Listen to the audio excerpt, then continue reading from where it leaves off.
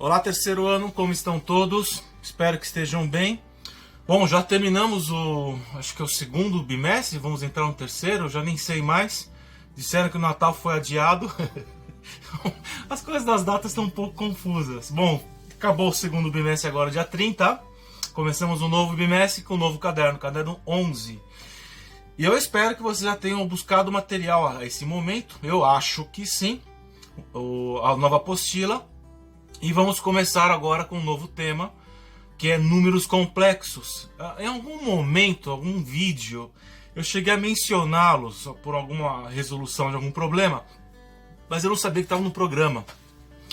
Então, hoje vamos tratar desse tema. Para entender os números complexos, a gente tem que primeiro colocá-los em contexto, certo? Bom, vamos dar uma revisada. Essa será a primeira parte do vídeo, breve, em teoria de conjuntos, e será brevíssima mesmo, hein? Eu tenho o primeiro conjunto numérico, é o chamado conjunto dos números naturais. E por que eles são chamados assim? Porque eles são números que eu posso comunicá-los com a realidade de maneira direta. Eu posso ter 2 vacas, posso ter 4 horas, certo?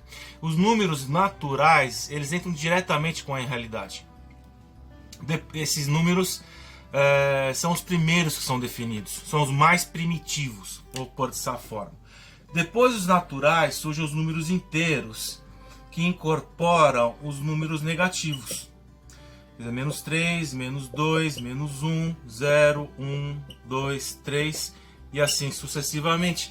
De certa forma, eu posso também vincular os números inteiros à realidade de uma maneira um pouco mais abstrata. Claro que ninguém diz que eu tenho menos 2 bananas. Não existe isso. Mas eu posso pensar que me faltam 2 bananas. Certo? Aí entraria o número negativo. Quer dizer, os números negativos também possuem um enlace com a realidade. Não tão direta como os naturais, mas também possuem. Vamos bem até aqui? Depois dos números inteiros, entram os números chamados racionais. Os racionais englobam os 2 conjuntos anteriores, ou seja, os naturais inteiros e também os números fracionários, não? Então eu posso pegar aqui um menos 3, posso pegar aqui menos 2, menos 4 terços, posso pegar aqui menos 1 meio, 0, 5 meio, sei lá, etc. Ou seja, entram todos os números naturais, todos os inteiros e os números fracionários. Eles são chamados números racionais. Aí os gregos mesmo, lá no século III a.C., encontraram um tipo de número que eles chamaram de incomensuráveis, que hoje chamamos de números irracionais, que se contrapõem a esse Q. Os números irracionais, para ter uma ideia, como é que eles... Por exemplo, se eu pego um quadrado de lado 1 e traço a diagonal, encontro que a diagonal é a raiz de 2, certo? Bom, essa raiz de 2 ela não pode ser representada através de uma fração.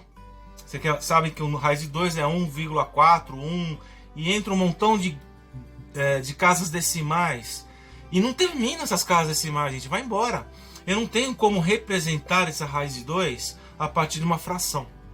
Então, essa raiz de 2 é chamado de um número irracional. Ele não pertence aos números racionais, não pertence aos números inteiros e tampouco aos naturais. Então, é um tipo de número que não está incluído nos conjuntos anteriores. Então, aqui surgem os números irracionais. Eu vou chamar de I, não se usa muito, hein?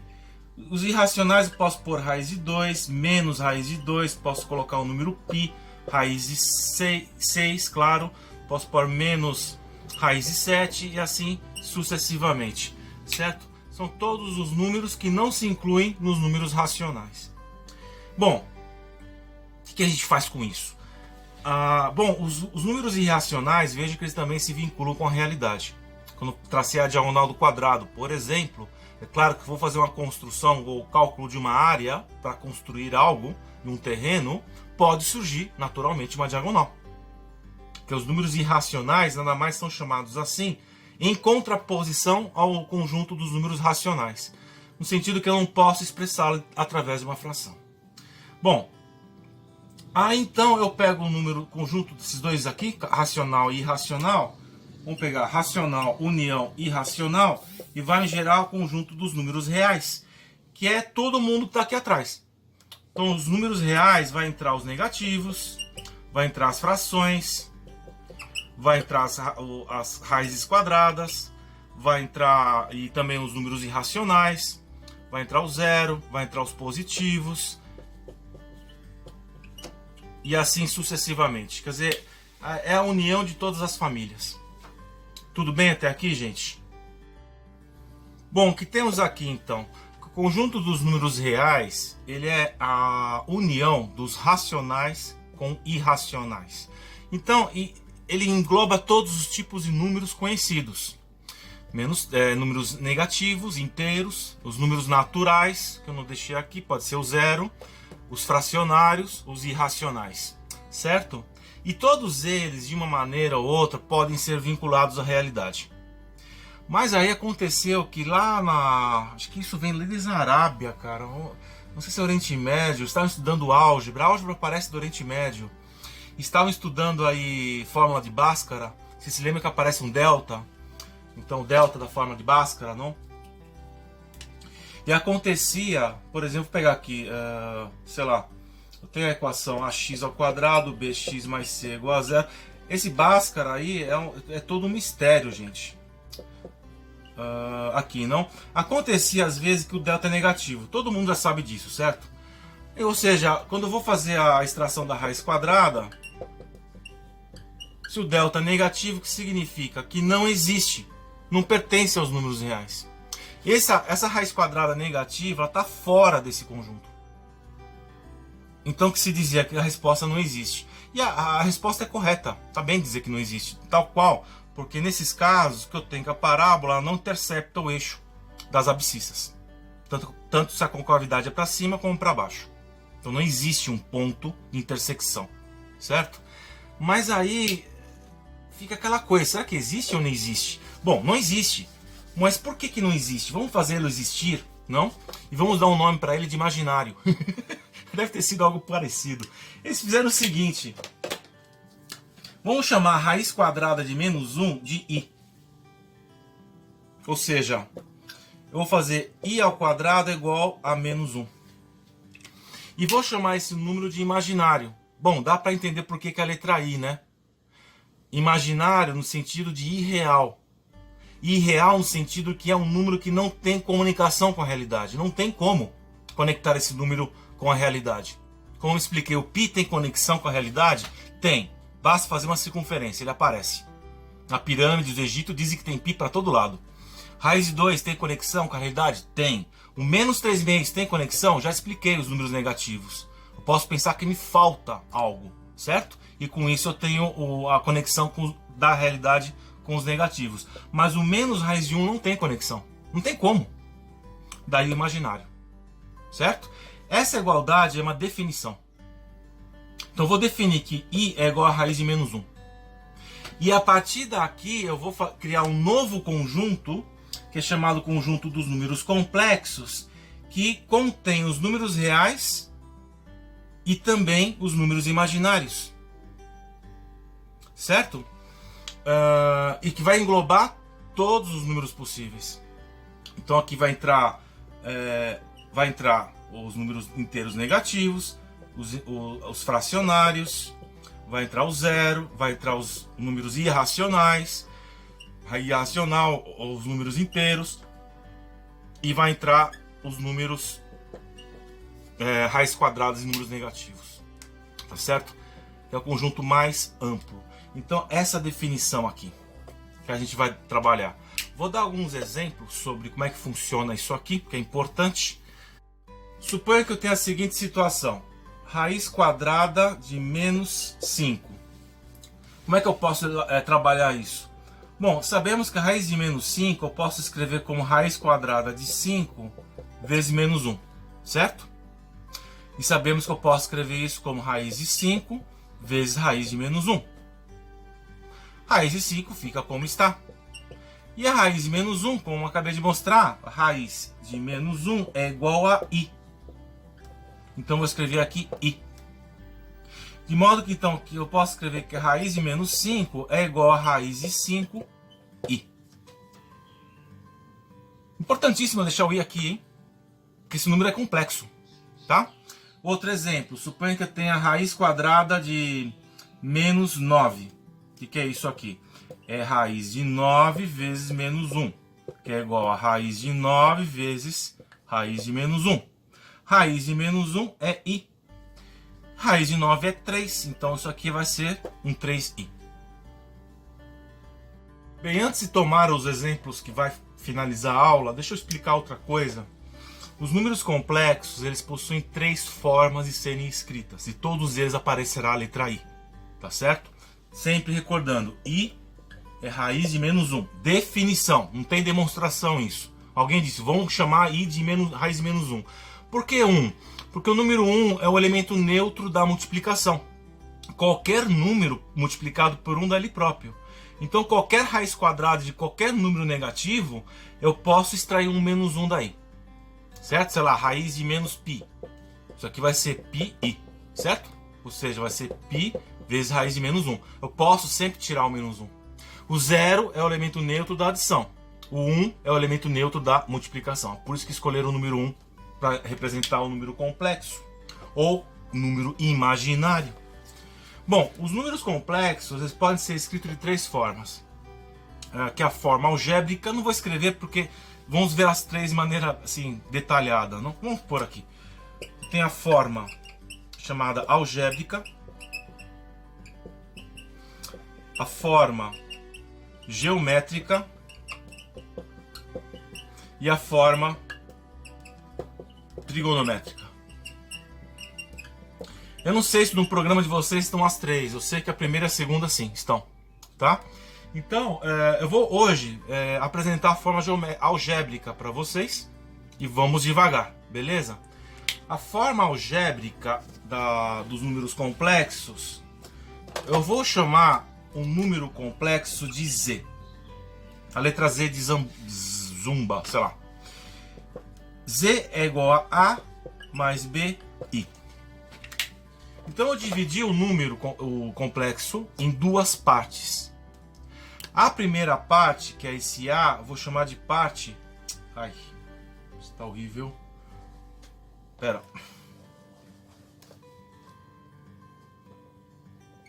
Parte real. Porque o A é um número real. E essa parte eu vou chamar de parte imaginária. Eu gosto de pensar em imaginário como irreal. Eu adoro pensar dessa forma. Mas se usa nomenclatura imaginário. Tá? Então todo número complexo eu posso pensá-lo como 2 partes. Aqui é importante ver que o número A e B eles pertencem aos números reais. Não são complexos. E o número I é igual a raiz de menos 1. Deixa eu o número de menos aqui. Menos 1. Aqui está. Isso aqui é a forma algébrica de um número complexo. Certo? Vamos pegar alguns exemplos. Eu posso escrever, por exemplo, Z2 mais I.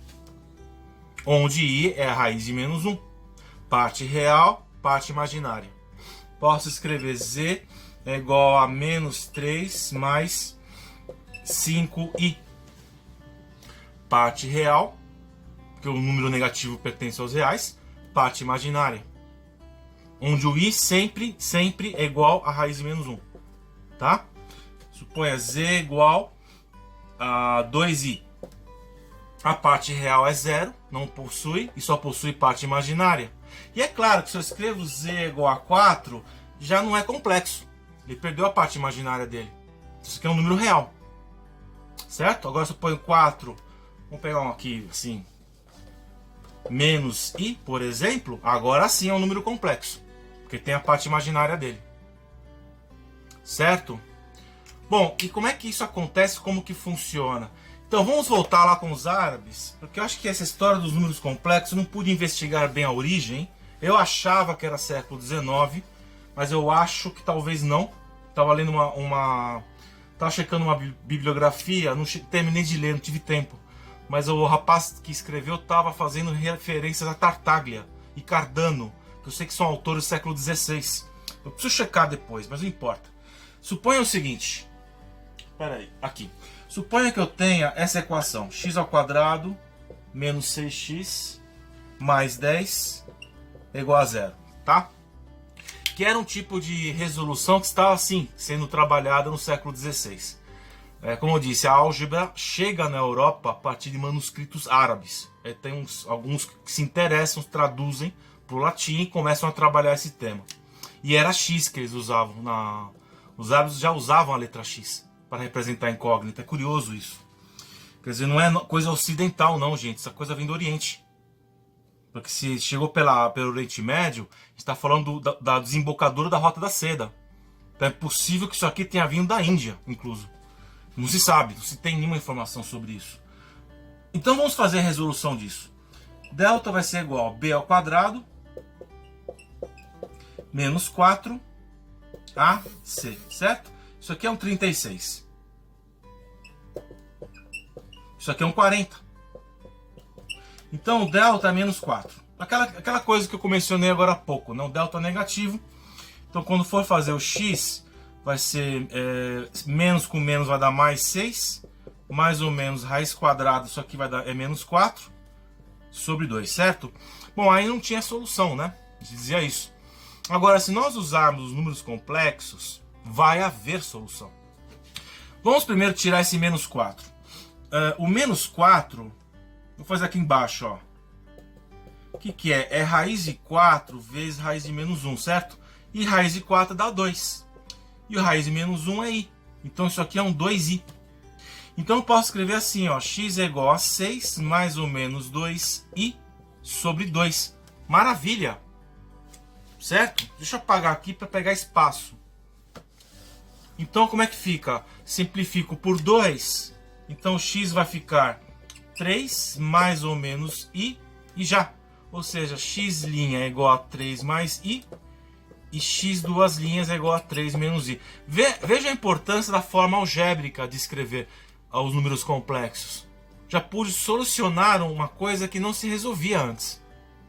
É como se a solução dessa equação não estivesse num plano de realidade, estivesse num plano imaginário. Porque a ideia da palavra imaginária é essa.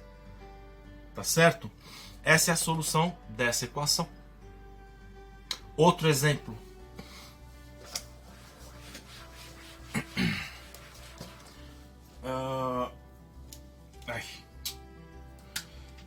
X ao quadrado.